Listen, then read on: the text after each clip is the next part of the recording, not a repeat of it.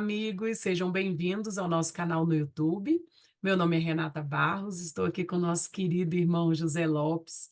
Mais uma vez, muito obrigado, José, por aceitar o nosso convite. E o nosso irmão José nos falará sobre as curas do Mestre na noite de hoje.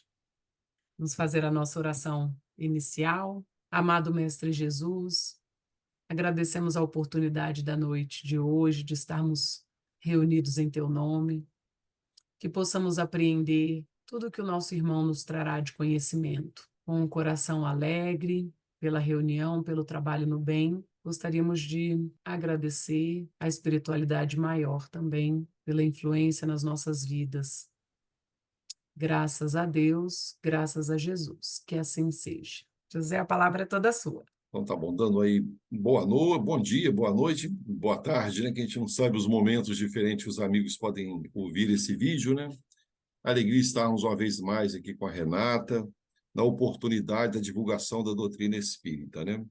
Vencendo as distâncias aí pela possibilidade da transmissão online.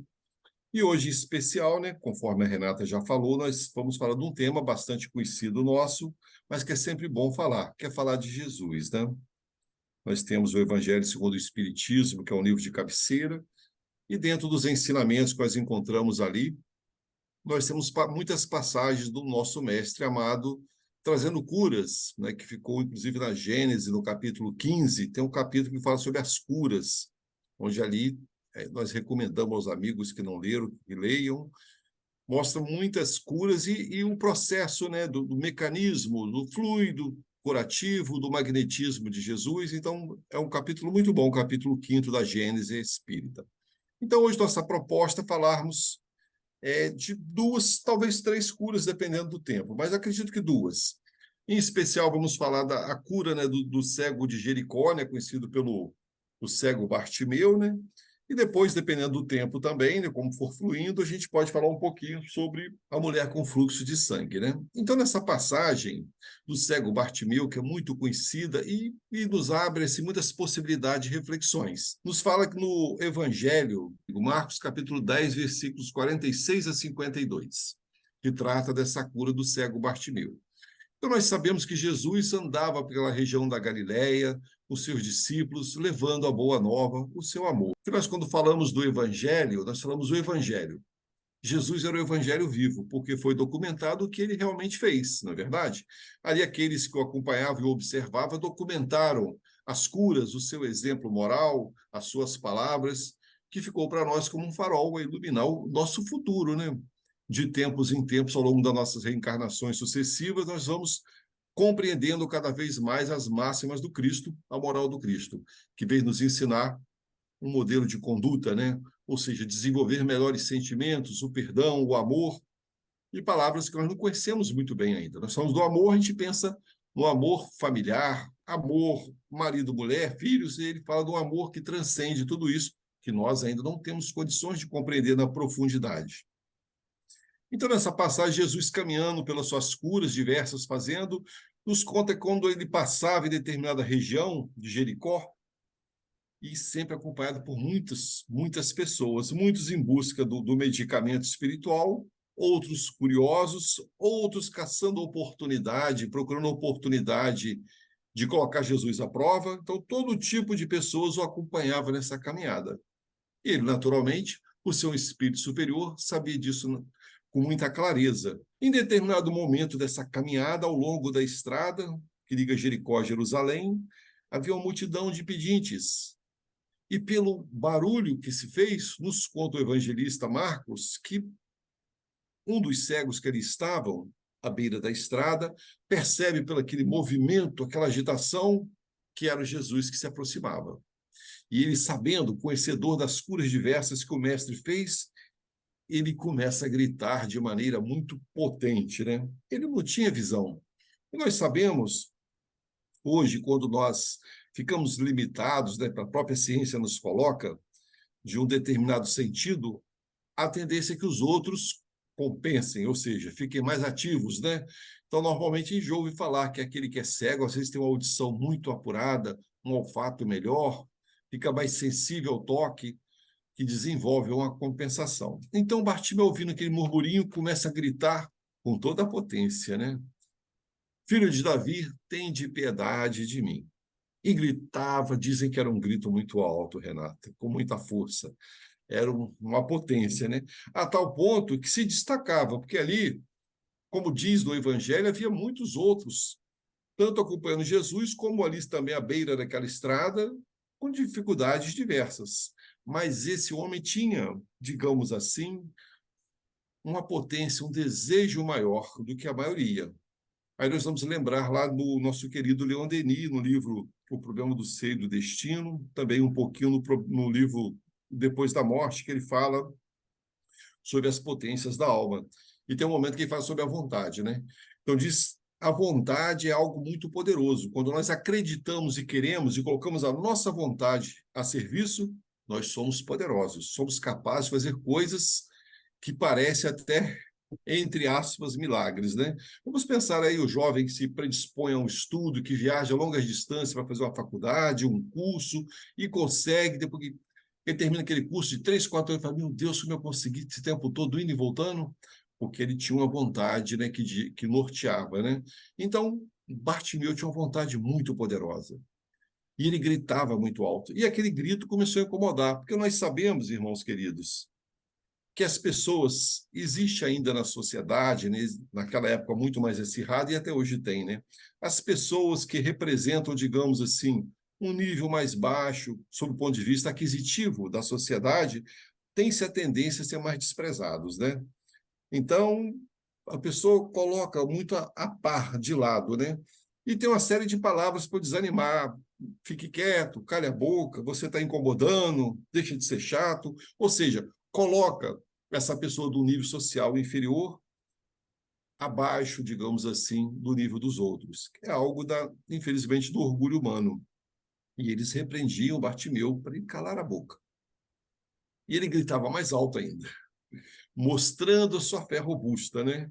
Então, isso aí me faz lembrar, irmãos queridos, falando para vocês, antes de nós aprofundarmos mais, tem uma historinha muito interessante, só abrindo aspas aqui, para antes de voltar à continuidade, porque as palavras limitadoras, as situações que nos fazem recuar, têm um poder muito grande se nós permitirmos que isso aconteça.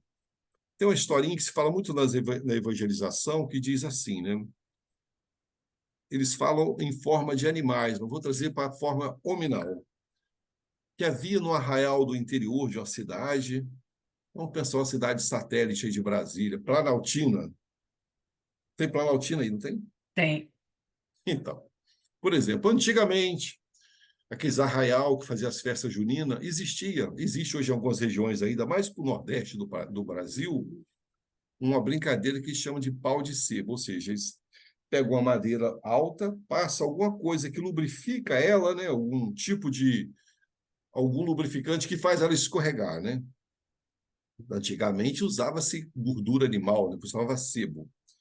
Coloca-se algo valioso, um determinado valor em dinheiro em cima e depois ele se levanta aquela madeira e finca ela de madeira segura no chão. E ela é alta. E é dificílimo subir, né? É algo quase impossível. Então, todos que tentavam não conseguiam.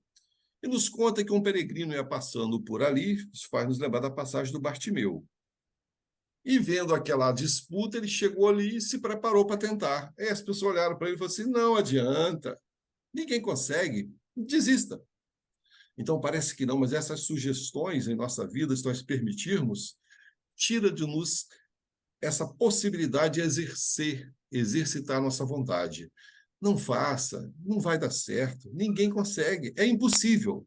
E se nós abrirmos o nosso psiquismo para essas sugestões, nós aceitamos a derrota antes de experimentar. Então falavam para ele, não adianta, não adianta. E esse homem tirou lá a camisa, se preparou e começou a tentar, escorregava, tentava escorregar, foi um pouco, foi, e todo mundo, não vai dar, não vai, você não vai conseguir. Imagine, né? Diante de um esforço qualquer que seja, tantas palavras para te desmotivar. E esse homem prosseguiu e conseguiu o objetivo, pegou o dinheiro, desceu, e as pessoas foram entrevistá-lo, né? Como você conseguiu? Ninguém conseguia. E via que falava com ele, ele não entendia. Perceberam que ele era surdo. Ele não escutava. E, naturalmente, não falava, porque não aprendeu a falar, não tinha audição. Então, aquelas palavras de desmotivação, ele não ouviu. Então, a sua surdez o protegeu, pelo menos, das palavras. Claro que as feições ele viu e ele superou.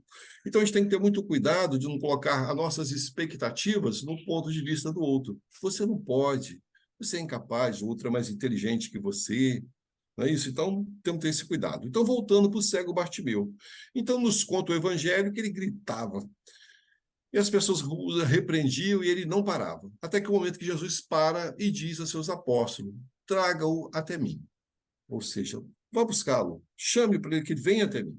Interessante aí também que limitado era o Bartimeu, que não tinha visão. Mas Jesus ainda coloca para ele, né? Chame para que ele venha até mim. Ou seja, um esforço maior, né? Necessidade de colocar à prova a sua vontade. E interessante que nos conta assim que ele, quando os homens chegam para ele, os apóstolos, dizem: olha, alegrai-vos, o Cristo te chama, com minhas palavras naturalmente. Nos diz que ele dá um salto, pega a sua capa e joga ao lado e vai em direção ao Cristo, tateando, né, buscando o caminho. E nessa passagem não podemos esquecer também que é colocado para nós na Gênese, e alguns, minto, na Gênese não, alguns estudiosos traz pesquisas daquela época, que Roma dominava o império do povo judeu, aquela região da Palestina toda. Roma era uma estrutura muito organizada. Até hoje, os historiadores colocam como Roma era organizada para aquela época. Todo o sistema de água, de esgoto, eles tinham uma estrutura para aquela época muito moderno, para aquele tempo.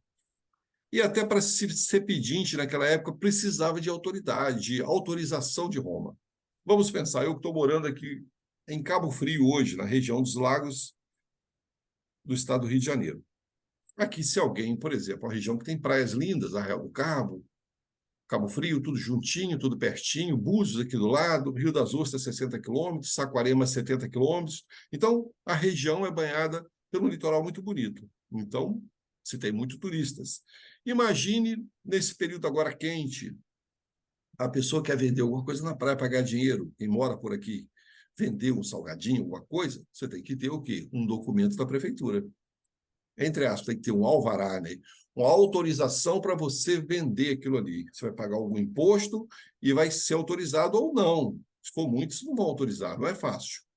Então, Bartimeu nos coloca para nós que ele, aquela capa que, por que ele joga a capa? Que capa é essa, né? Essa capa nos coloca os estudiosos que era como um alvará, uma autorização para ele ser pedinte. Ele não poderia pedir ao outro fazer aquilo que ele fazia, tirar seu sustento pedindo esmola, se não tivesse autorização de Roma. Ou seja, a capa era o que nós chamamos hoje de alvará, autorização para pedir. Muito organizado. Então, quando ele atira a capa, aquela capa era valiosa. Outro poderia pegar aquela capa.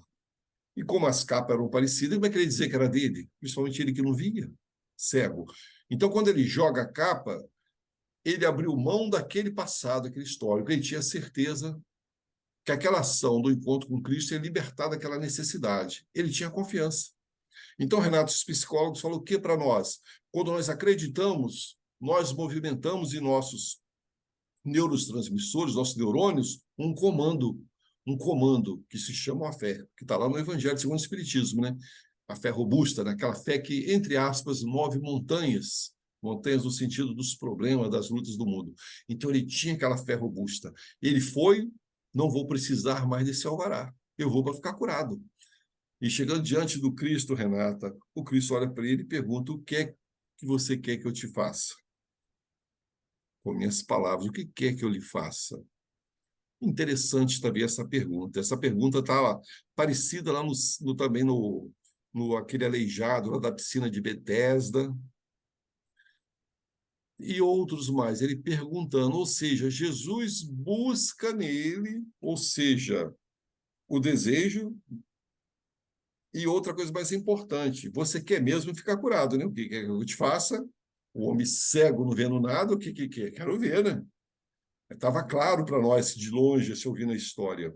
Mas Jesus buscava algo mais nele. O que quer que eu lhe faça? Bartimeu soube pedir, né? Que eu veja, Senhor. Aí, Renata, vamos pensar assim, amigos que posteriormente irão participar desse momento nosso. Será que nós hoje estivéssemos diante do Cristo, ele virasse para nós: Renata, o que quer que eu te faça? Eu, sinceramente, não sei o que pedir. Será que a gente saberia pedir certo?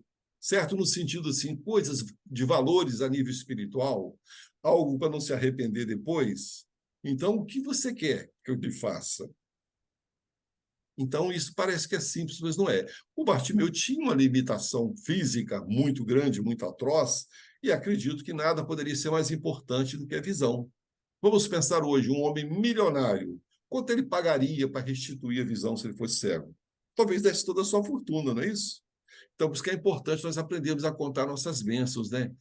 Aqueles hoje que têm um olho saudável podem ver, ouvir, sentir, ter paladar. Então, tem uma série de situações, se nós colocarmos a nível de custo, de valor, quanto alguém poderoso, sob o ponto de vista material, e com essa limitação não pagaria para ter um membro amputado, por exemplo, eu trocaria tantos milhões para que o seu braço fosse meu, digamos, um limitado, um cego. Então, nós, às vezes, reclamamos da vida e não valorizamos aquilo que já temos. Então, Bartimeu, que eu veja, e o Cristo, diante da fé desse homem, devolve a visão ao Bartimeu, que conta os evangelistas, que a partir de então, ele naturalmente largou aquela vida de pedinte, já podia trabalhar e passou a ser um seguidor do Cristo. Então, ele soube perseverar diante das críticas do mundo, daqueles que o mandavam calar a boca, e soube pedir. Ele sabia o que precisava. Então, e o Cristo, nós sabemos, lendo a Gênesis mais profundamente, que quando ele diz para nós que ele não veio destruir a lei, mas sim fazê-la cumprir, ou seja, a lei de Deus, nós temos que entender que esses que ele curaram estavam no momento de ficar curado. Porque nós não ouvimos dizer na Bíblia assim, Jesus curou todos na Galileia, naquela área toda da Judéia, todo mundo ficou curado. Jesus foi como um sol que subiu e todo mundo ficou curado. Não, não foi assim. Então, não diz o Evangelho que alguém o procurou e não foi atendido, mas ele ficou curado, ele curou muitas pessoas. Naturalmente, aqueles que já podiam vivenciar aquela experiência. Mas ele alertava muito assim: eis que curo vossos corpos, curai vós mesmos vossas almas. Ou dizia assim, para algumas curas, vai, não tornes a pecar. Ou seja, nos fazendo uma correlação direta do mal que digamos assim, que apresenta o físico, né, o corpo, ligado a uma fragilidade moral, a uma ação equivocada, que a própria lei nos cobra a nível de consciência a cura, o resgate. É o processo da lei de causa e efeito, ou seja, processos expiatórios para a cura do espírito imortal. Então, Bartimeu conseguiu realmente superar aquela limitação e caminhou. E mais adiante, também aproveitando agora, vamos entrar na segunda cura, que também que eu trouxe para nós, que também está no Evangelho de Marcos. Esse sim está no capítulo 5º, e também esse está na Gênesis, e também no capítulo 15 da Gênesis Espírita. Marcos, capítulo 5, versículos 25 a 34. Nós sabemos que muitas das curas do Cristo, ele teve uma ação direta, ou seja, ele olhava para o enfermo e ele movimentava o seu magnetismo poderoso e ele trazia cura. Temos curas maravilhosas, como, por exemplo, maravilhosas que eu digo no sentido da nossa admiração, não que é contra as leis divinas, tudo dentro das leis de Deus. Por exemplo, eu vou falar agora de uma cura da perda de sangue, mas vou dar um exemplo de uma cura como foi de Bartimeu, parecida, aliás. Bartimeu estava presente. Vamos usar da cura do servo do centurião, que é também algo diferenciado. Jesus curou à distância, diferente da cura do Bartimeu, que ele estava diante de Bartimeu. Não é verdade? Diante da cura da mulher curvada, diante da cura do aleijado da piscina de Betesda, né, que é o lago das ovelhas, onde as ovelhas viviam água, ele estava presente e dirigiu sua vontade poderosa. Mas essa que nós vamos entrar agora, desculpe, fechando o pensamento do servo do centurião. Ele é à distância, porque quando o centurião fala do servo doente, que Jesus poderia curar, e Jesus fala, me leve até lá que eu vou até a sua casa. E o centurião disse o quê? Senhor, centurião, um homem que comandava uma centena de soldados, uma autoridade romana. Senhor, eu não sou digno que entre em minha casa. Ele dá um exemplo, né, de fé, né? Ou seja, tem alguns subordinados a meu poder. Se eu mando um ir lá ou vir cá, eu mesmo que eu não olhe, eu sei que ele foi e que voltou, porque eu sei que ele vai fazer, ou seja, eu dou uma ordem, eu tenho uma autoridade. Basta o Senhor dizer daqui que o meu servo ficará curado lá em casa, você não precisa ir lá. E Jesus falou, né, que não tinha visto naquela região uma fé tão robusta, e Jesus curou a distância. Então, são curas diferentes de Bartimeu, do servo do centurião. E essa cura da mulher com fluxo de sangue é também uma cura diferente dessas duas anteriores. Porque aí processa algo que eu talvez até leia aqui um trechinho, que é tão maravilhoso, que processa algo sem a intenção direta do mestre. Nos conta essa passagem, com minhas palavras, está no Evangelho de Marcos, 25 a 34, que uma mulher, como nós conhecemos, nós que estudamos a doutrina espírita, estamos sempre ouvindo essa passagem, tinha um fluxo de sangue que já durava em torno de 12 anos. E sabemos que, naquela época, a mulher, com esse tipo de problema, era considerada impura, suja, não podia mexer com alimento, não podia levar nada para ninguém, ela tinha que ficar com ela só. Ou seja, era um limitador enorme. Era a mulher, que para aquela sociedade era difícil também, muitas limitações. Então, ela tinha várias limitações contra ela. Disse que ela gastou o que tinha com os médicos da época e não ficou curada. Mas ela ouvira falar de Jesus. E ela se deslocou do lugar que vivia e foi em busca de Jesus. Outro esforço. Com as suas limitações, tinha um problema de saúde sério, não temos dúvida disso. Tinha todo o problema da própria lei judaica da época que condenava aquele problema, que ela tinha que ficar isolada. Ela é, de certa forma, é contra uma lei, que para ela era uma lei divina, naquele entendimento da época. E ela, o interessante, ela chega quando vê o movimento intenso em torno de Jesus. Os apóstolos fazendo tipo um cordão, mais ou menos, ali entre Jesus. E as pessoas se esbarrando, a gente fica imaginando, né? Como é que deveria ser isso? E ela, no seu entendimento, na sua fé, ela diz assim para si mesma: se eu tocar nas vestes de Jesus, eu ficarei curada. Então, Renata, amiga querida, e amigos internautas, nos conta que ela veio por trás do mestre e se esquivou como pôde, predominando homens ali, que mulher não tinha vez, homem é mais forte empurrando, não havia essa consideração que se tem hoje, deveria ter pelo menos, né? E ela conseguiu tocar nas vestes do Senhor. Interessante que está aqui na Gênesis, diz assim para nós, que Jesus olha para Pedro, que era, entre aspas, né, a segunda autoridade ali, abaixo de Jesus, né? Pedro, alguém me tocou. Interessante, Renata, que tem aquele palestrante de São Paulo, José Carlos de Luca, faz estudos maravilhosos, ele é médium, é escritor, né, tem livros maravilhosos e faz vários programas de divulgação, né? Ele brinca muito, assim, mas uma brincadeira saudável, né? Ele diz assim, vamos imaginar assim, uma tarde muito quente, uma região quente, aquela região não é muito quente, Pedro derretendo de suor, um calor terrível, as pessoas se empurrando, e Jesus pergunta para ele, Pedro, alguém me tocou. Pedro olha para Jesus e diz, Senhor, todo mundo se toca aqui o tempo todo, se esbarra. Como assim? Todo mundo te toca. Alguém me tocou diferente. Então, vamos pensar a nível da doutrina espírita que está na Gênese. Jesus, então, Renata, percebeu uma movimentação fluídica em si. Não é verdade? Ele não viu a mulher tocando ele. Não foi uma ação direta. Não foi assim, aquele poder direto assim, do fluido. Ele direcionou o fluido pelo seu magnetismo, não. Ele diz assim, de mim saiu uma virtude. Foi a palavra que ele encontrou na época para nossa ignorância, o nosso entendimento naquele momento. Eu senti que de mim saiu uma virtude. Então, algo a nível orgânico movimentou nele. Ele sentiu alguma movimentação, vamos dizer assim, fluídica. Saiu algo de mim, uma virtude. Então, ele sentiu, mesmo sem ter a intenção direta, que saiu a cura, a virtude. E a mulher nos conta, o evangelista Marcos, que ela também percebe em si que a cura se processou. Olha como é que isso pode. É algo muito assim materializado. Ela percebeu que houve uma mudança no seu corpo a nível fluídico. Se sentiu curada.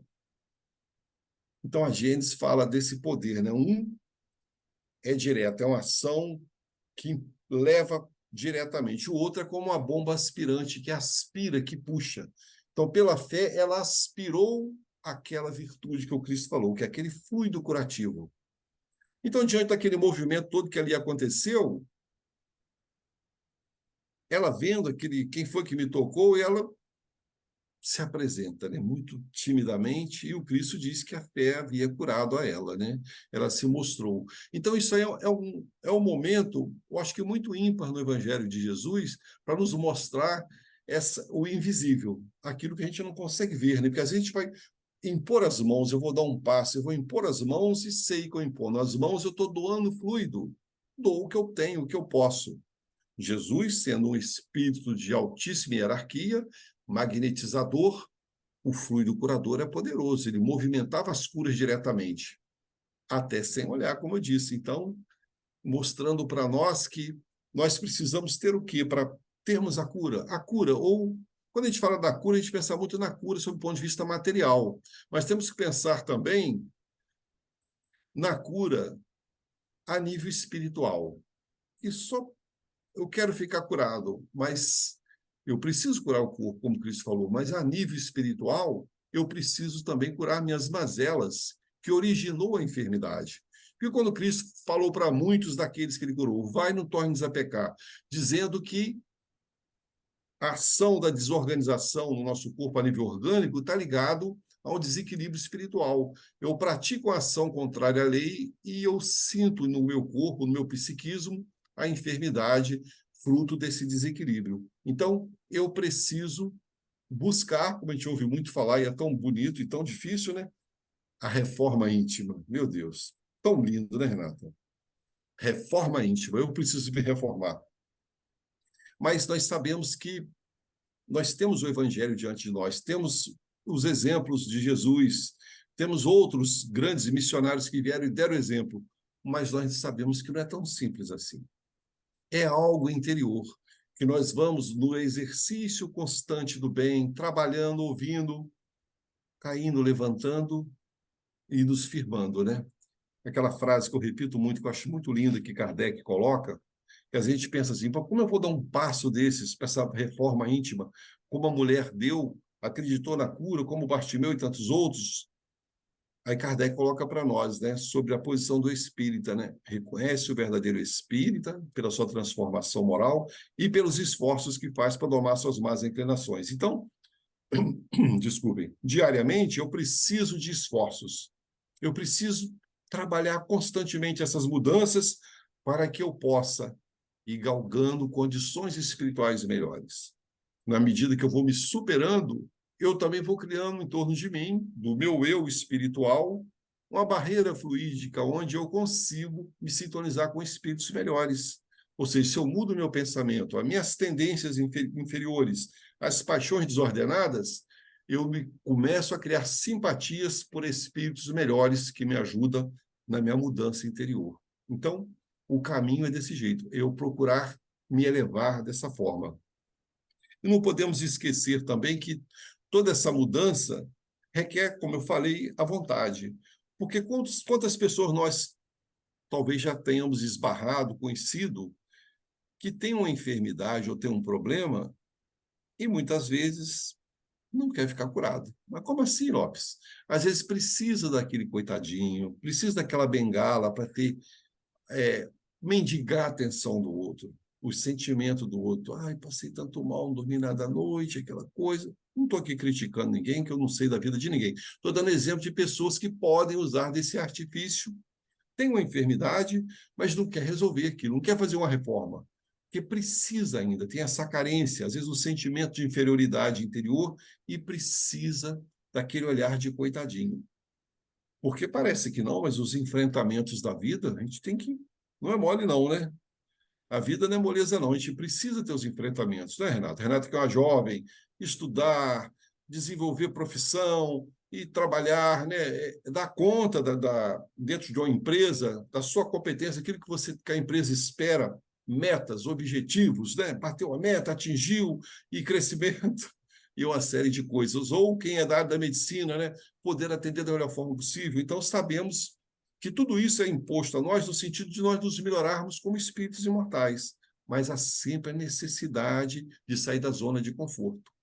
Eu preciso me movimentar para que eu possa realmente me tornar uma pessoa melhor. Irmãos queridos, a Renata me falou dos 10 minutos, mas eu perdi a noção do tempo. Como é que estamos de Com tempo? 6. Falta 6 Com ainda? 6. Nossa, ixi, então tá bom, então. Uhum. Então, com esse pensamento aí em torno das mudanças que temos que fazer, vamos olhar sempre o Evangelho de Jesus como aquele farol a iluminar para nós, né? Não que nós consigamos exercitar da forma que está ali, mas nós buscarmos diariamente, né? Identificar no nosso procedimento, na nossa conduta, aquilo que nós não deveríamos mais fazer. Porque muitas vezes nós usamos a palavra para ferir, para gerar sofrimento ao outro, e nós sabemos que tudo que nós lançamos ao mundo é da lei que volta para nós como um reflexo de um espelho, né? Lei de causa e efeito. Eu lanço o sentimento, eu lanço o pensamento e volta para mim alguma coisa. Então nós precisamos o quê? Eu quero ser melhor, eu quero me sentir melhor. Mas é da lei que eu contribuo para o mundo melhor. Diariamente nós podemos contribuir com a cura do outro, com a palavra, com um bom dia, com um abraço, ouvir um desabafo, não é verdade? Que muitas vezes, na casa espírita, na igreja, no ambiente que trabalhamos, muitas vezes tem situações que nós precisamos parar para ouvir um irmão, um desabafo. A pessoa está aflita, agoniada, e você poder ceder seu tempo, seu ouvido, a sua vibração. Porque quando o outro está falando, você pode mentalizar o socorro espiritual.